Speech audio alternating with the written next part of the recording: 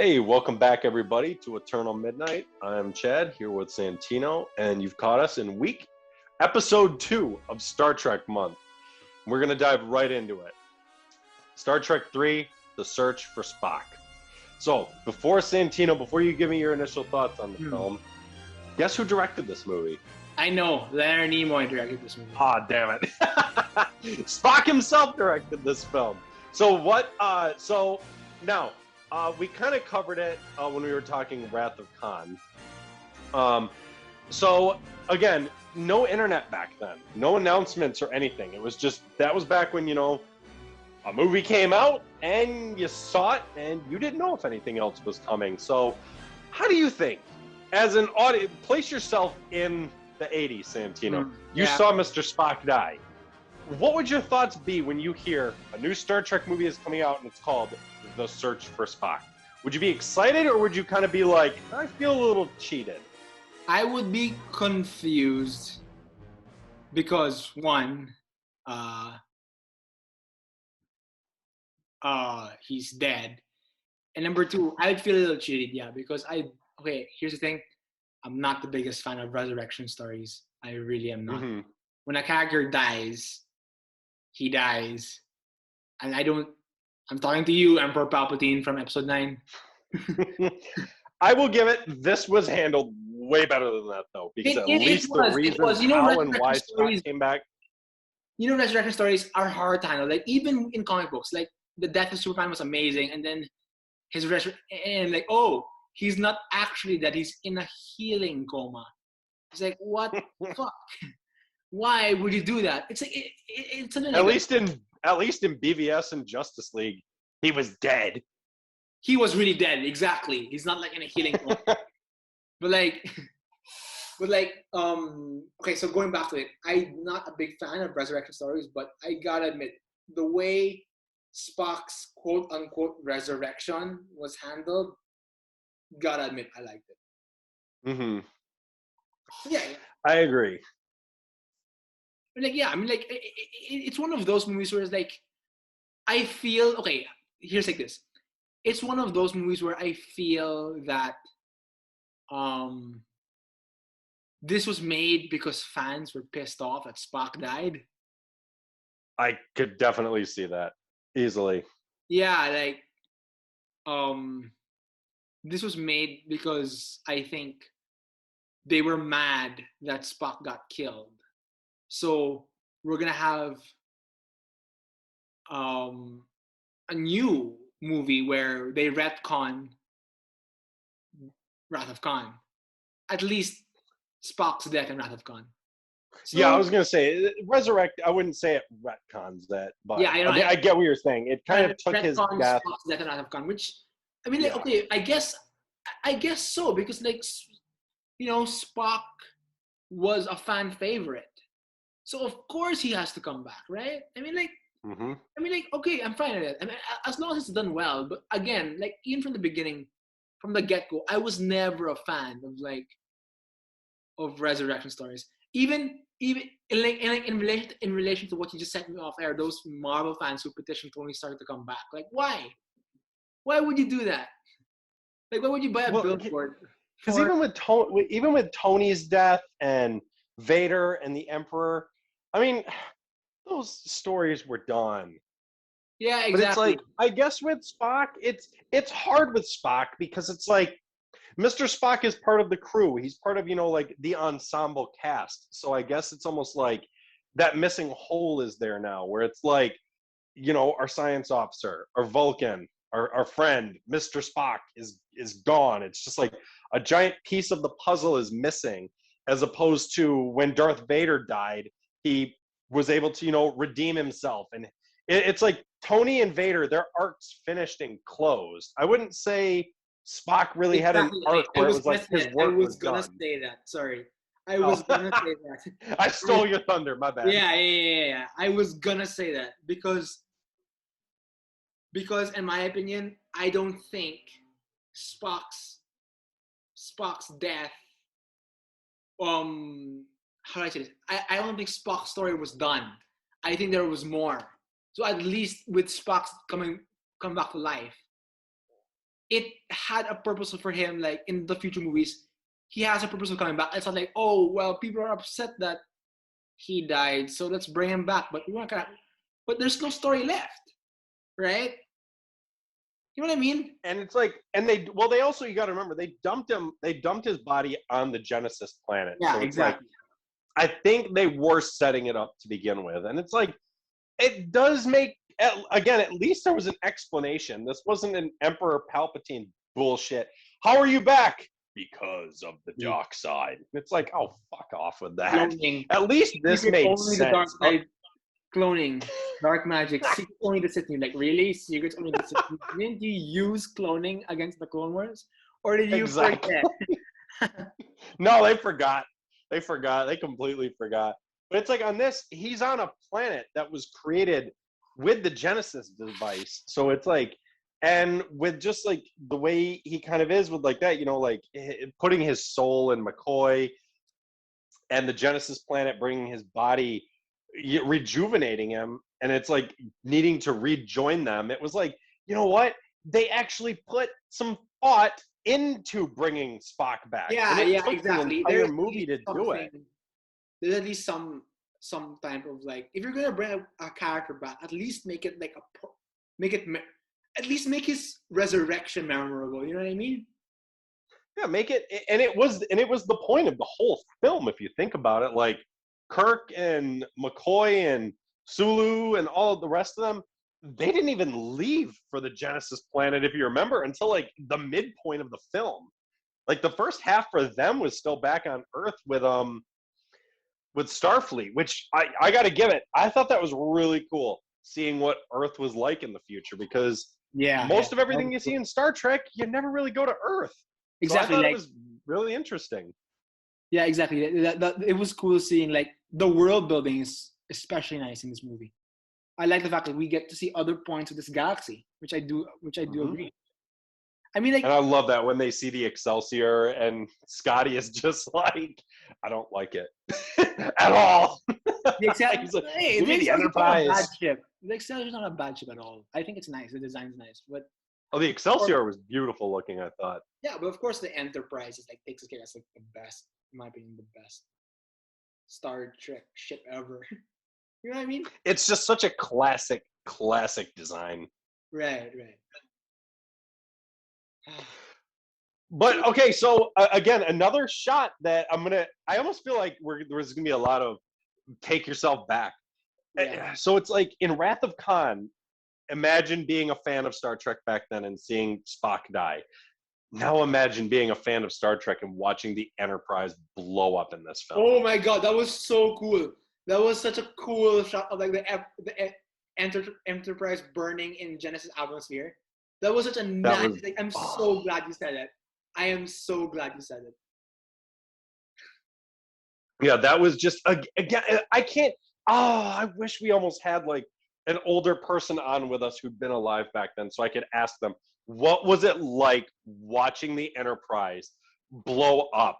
What was it like watching one of the most iconic things to you that like you've loved since the 60s, watching it explode on screen and, like you said, burning up, falling through the atmosphere on the Genesis planet? Just imagine like almost probably the emotions we would feel if we saw something like if a giant Star Wars fan watched like the Millennium Falcon blow up. Like, it's not like the ship is a character in itself, and so is the Enterprise. You know, it's their home. It's the icon of Star Trek, and watching it get destroyed, just like, wow! I can't even imagine the emotions some Star Trek fans had to have felt back then. No, it's not just that, dude. I mean, how do I say this? Like, we already have a good example of that. Imagine like if you're an MCU fan and you see half the cast get snapped.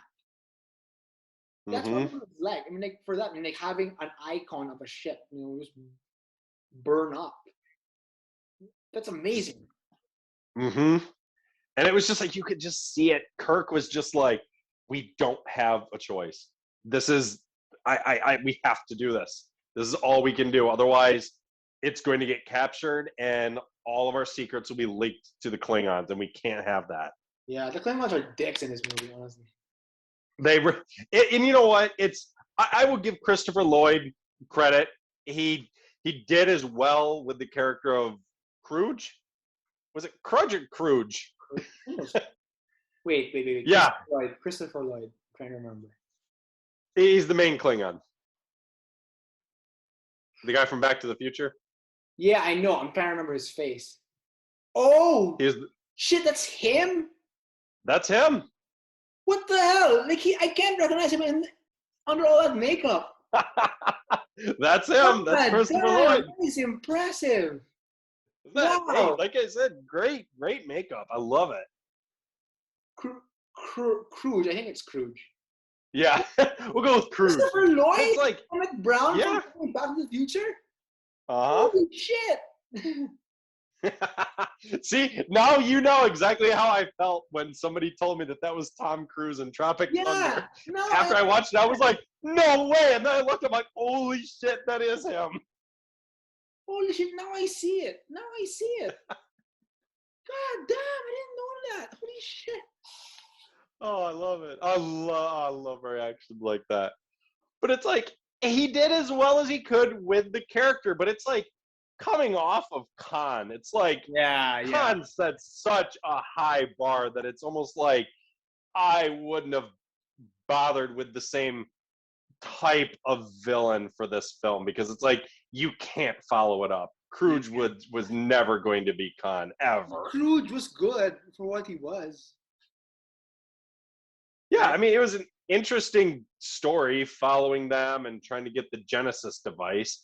But it was just, it didn't have like this. And it's funny, like there's kind of like a thing going around where people say the even numbered Star Trek movies are good and the odd numbered ones are bad.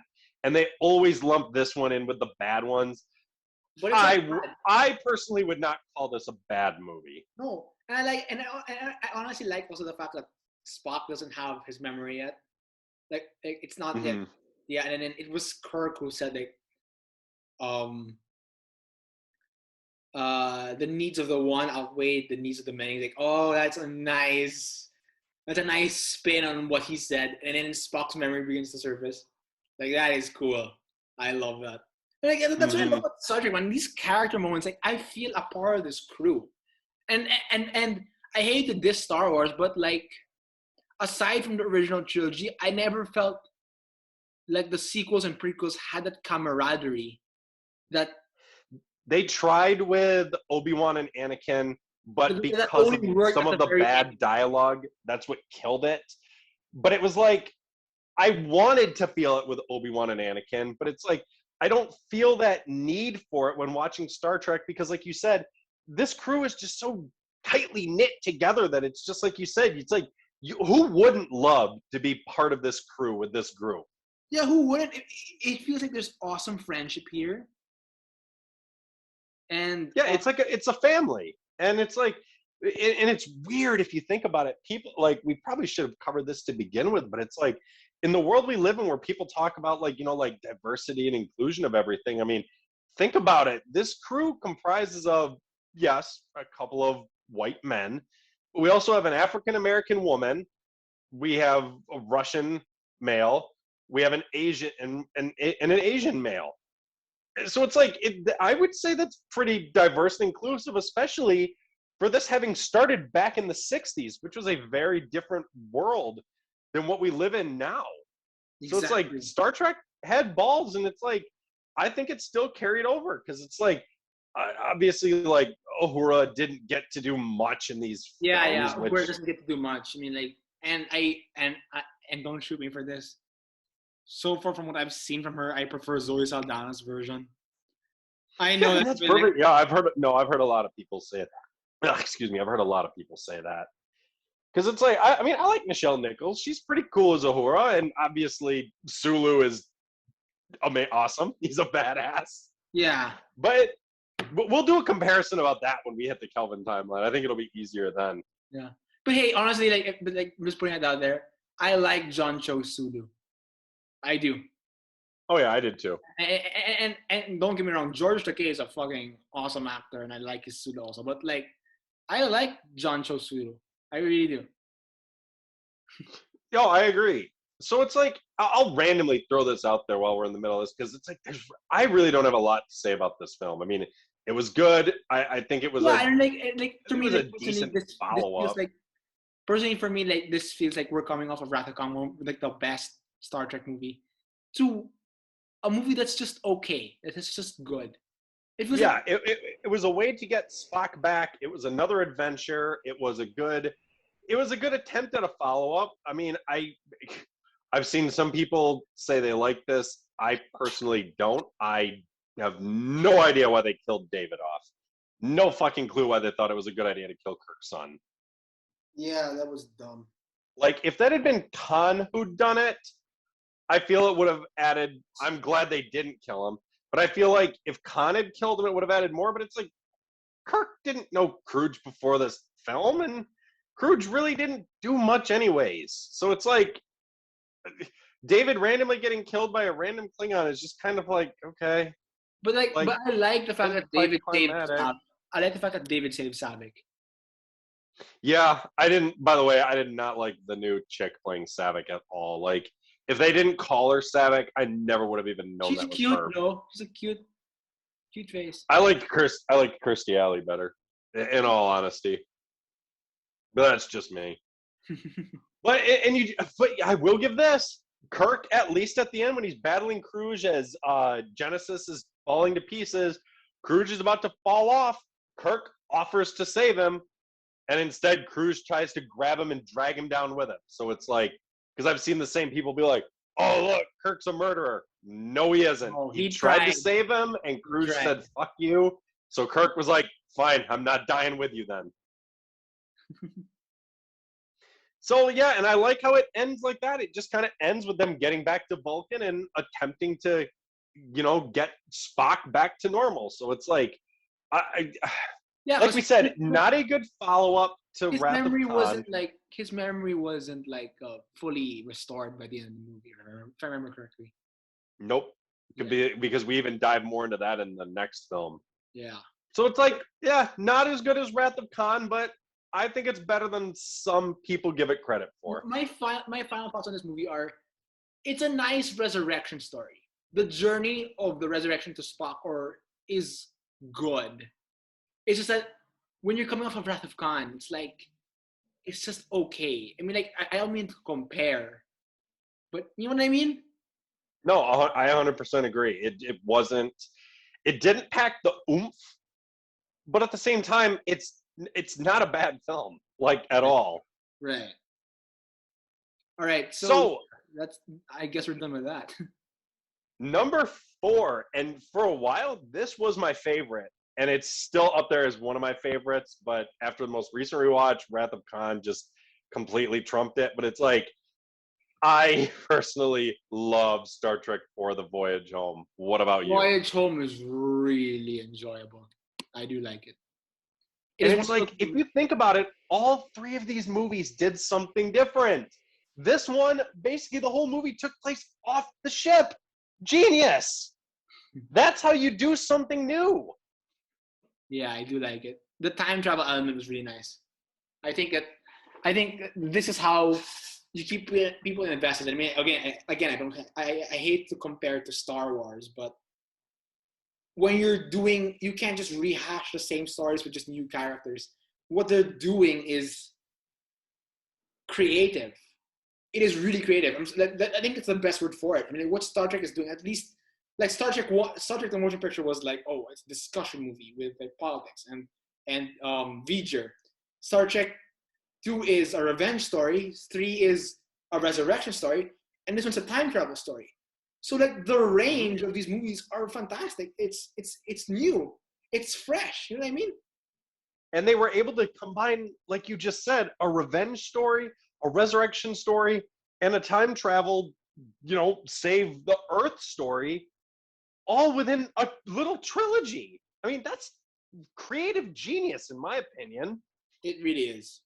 And I love how it's like everything is all tied together with Wrath of Khan, Search of Spock, and now Voyage Home. It's all one big giant story, and I thought that was just so well done. Because if you think about it, how weird is it when you think about it?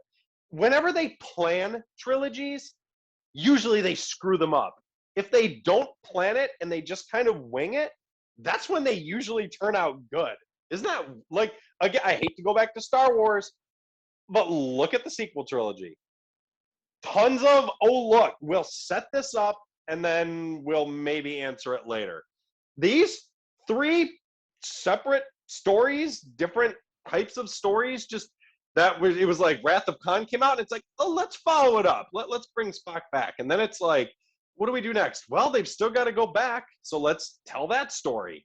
Yeah, so it's called Voyage Home, which I find really intriguing. Mm-hmm.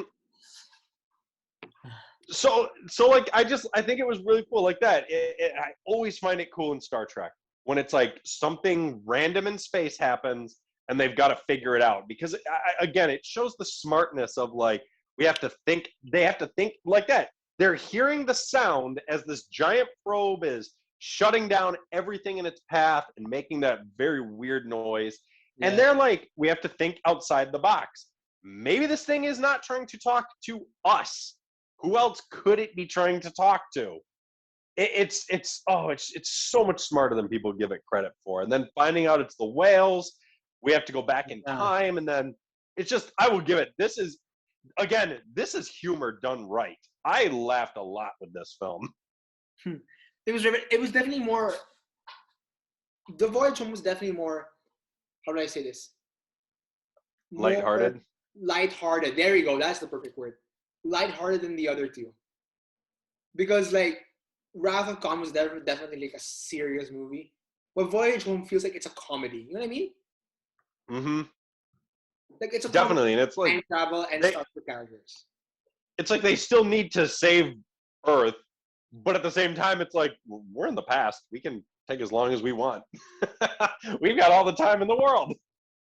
Yeah, but it was just, and it's nice. It was just cool seeing them outside of their element, off the starship, just walking around, watching, and like that. When you don't have, fire on the aliens and warp and blast off and all that, it's just interesting watching these characters just like.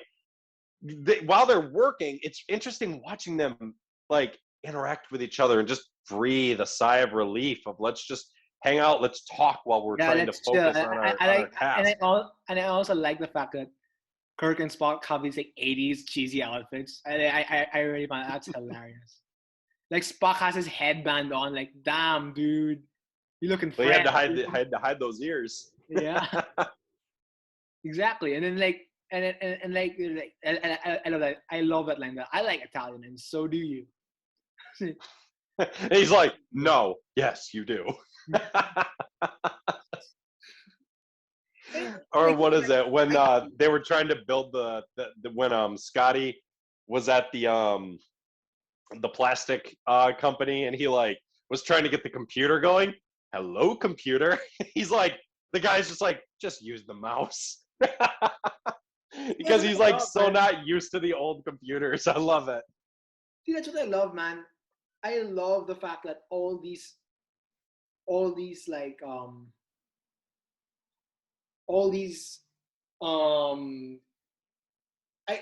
trying to formulate a sentence that probably explains it. The camaraderie of these crew members is what makes the comedy so great. Mm-hmm. It's like I'm gonna pull from Harry Potter. It's like when Harry is training Dumbledore's army. There are comedic moments when that's happening, and you appreciate it more because you were with these characters for 4 movies already. Same with this. It's when they're in a unique situation of, we have to go back to the past, and everyone's trying to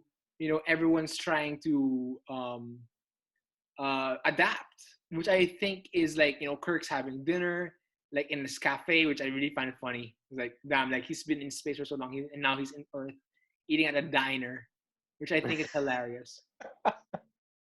And I agree. It's what I like about it is it's like it starts out intense. This probe's coming to Earth, and it's like you have that looming memory that's why they're there, because in their timeline, Earth is basically falling apart. And it's like, but again, they've got all the time in the world. So it's just, you're just watching this fun little mission that they have of we can do this. Like what we're here in the past for isn't that difficult, but then finding out it's a little more difficult than they thought. And still, it's just like just a fun, relaxed time, but still knowing we've got to go back to the future once we've got everything.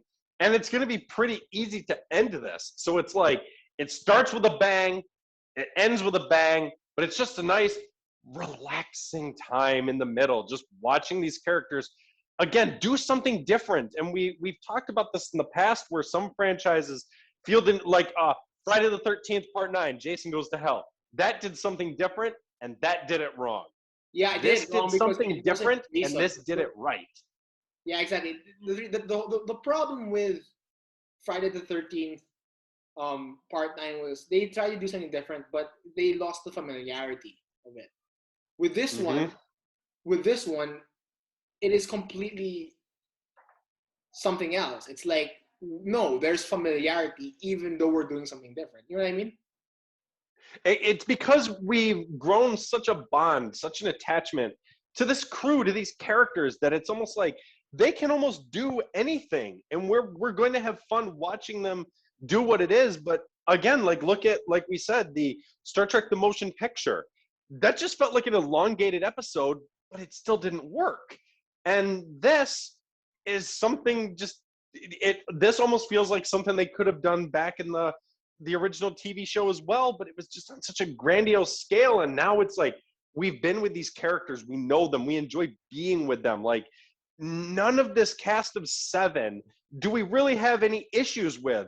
Kirk, Spock, McCoy, Uhura, They're all Sulu, Scotty, Chekhov. We don't have any issues with any of these characters, and we're enjoying watching all of them accomplish their tasks and just breathe. They're out of their element. They're out of the future. You know, they're in the past now, trying to explore downtown San Francisco. It's just fun all around. and they're all enjoyable to watch. No one is, okay, for lack of better term, no one is annoying.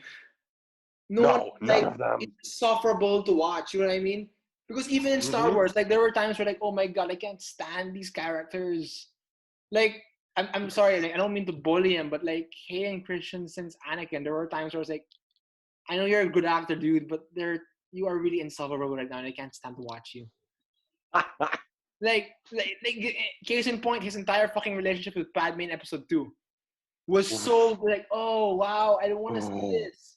But here, it's like no one was bad. No one was awful. You know what I mean? They were Yeah, all it's good. like obviously Kirk is still the main character. He's, he's the captain. That's just the way it was. That's, he was the star of the show when it was out, and he's the one, him and Spock are really the ones people really connected with the most.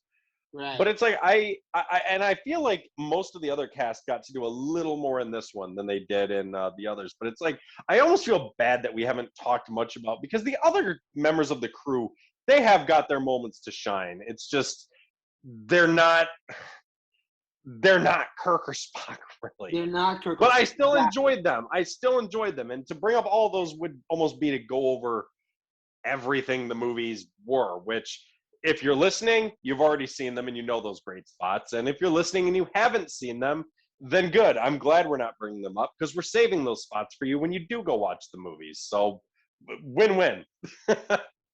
Exactly. It's more of like how do I say this? It's more of the dynamic of Kirk and Spock together is what makes the film. That doesn't mean it doesn't mean it discounts all the other characters who are also great. You know, Mm-hmm. it's like with the Harry Potter movies. The dynamic of Harry, Ron, and Hermione is what sets the movie up to a whole new level. Doesn't take away from the fact that Neville Longbottom and Seamus and Dean and Ginny are all badass in their own right. It's just the fact that the main focus is Harry, Ron, and Hermione. It's same with this. It doesn't mean like the rest are bad. It's just that Kirk and Spock is the dynamic we're looking for. That's basically Exactly. it. And I love the end where it's like they go back, they've got the whales, the probe goes away, they've saved the day. And it's like after all the violations that Kirk did, they stand on trial. And by the way, I love that shot. As they're all walking in, Spock is watching and he jumps in, and the Chancellor, whatever is like, Spock, you do not stand accused. I stand with my crew. I'm Oh, like, awesome. I was like, that's awesome. He's clearly ready to be like, you know what? They saved my life at the risk of their own freedom. Whatever happens to them happens to me. Because like you said, this crew, these 7 are a family, and they do such a good job ingraining that into your head watching them. Exactly. And when the And new like, prize like is built and they're all there, and then they engage warp drive, like let's see what she's got, and then that's awesome. oh, it was such. And look at this is. It's like after rewatching these 3, because I blasted these 3 out literally in 3 nights. I was like, this is one of the most like underrated, and I almost feel like forgotten trilogies out there, because this is a great trilogy in my opinion. Yes. So Voyage Home was, like we just said, the end of this trilogy. So now it was just kind of up in the air of, well, what do we do next? Do we continue this, do something new? And we will discuss that in the next episode, where the Star Trek V, The Final Frontier. So thank you for tuning in tonight. We will see you again in a few days. This is Chad, tuning out. Santino signing off.